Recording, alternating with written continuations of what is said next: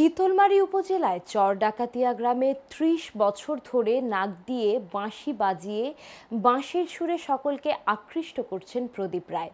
গল্প কাহিনী মনে হলেও বাস্তবে তা সত্য। কখনো পানিতে ভেসে ভেসে, আবার কখনো উল্টো গাছে ঝুলে বাঁশি বাজাচ্ছেন এই প্রদীপ রায়।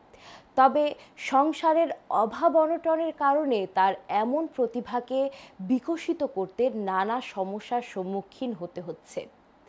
দুর্দিনে মানুষের উপকারে এগিয়ে আসলেও তাকে পড়তে হয়েছে অর্থ সংকটে।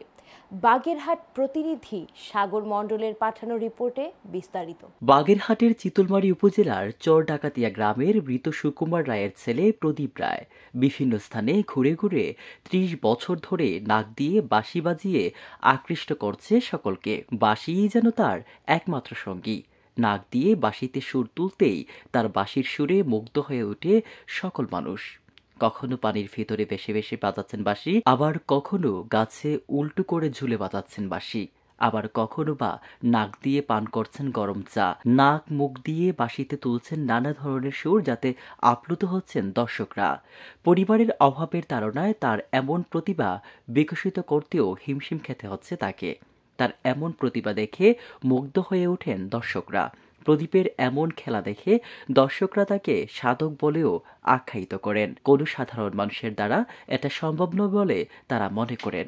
সকলের সহযোগিতা পেলে প্রদীপের সংসারের অভাব কিছুটা লাঘব হবে এবং তার প্রতিভা বিকশিত করতে আরো সহজ হবে বলে মনে করেন স্থানীয়রা। পানির ভেতরে নাক দিয়ে বাঁশি বাজানো, এরপর উল্টো পেলে শুয়ে থাকা জলের ভিতরে, এরপর হচ্ছে অনেক সময় প্রায় 5 মিনিটের মতন মাথাটাই ছিল পানির ভেতরে। সে প্রতি ভালো অনুষ্ঠানে, যে কোনো ধর্মীয় অনুষ্ঠানে মৎস্য হোক, নাম গান হোক, সেখানে সে উপস্থিত থাকে, যথাসাধ্য চেষ্টা করে। সে ওই টিনের পর শুয়ে মানে জল নিয়ে শুয়ে আর কি সারাদিন শুয়ে থাকে রোদ্রে। ভারতীয় উপমহাদেশের এক সুপ্রাচীন বাদ্যযন্ত্র হল বাঁশি, যা প্রাচীন রায়ের জীবনের সাথেও ওতপ্রোতভাবে জড়িয়ে আছে।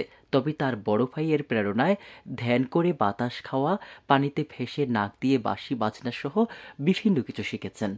ভালো লাগে মানুষের মাঝে এমন প্রতিভা দেখিয়ে আনন্দ দিতে। তবে সংসারের অভাব অনাটনে পড়ে এমন প্রতিভাগুলো আগের মতো বিকশিত করতে ব্যাহত হচ্ছে তাকে।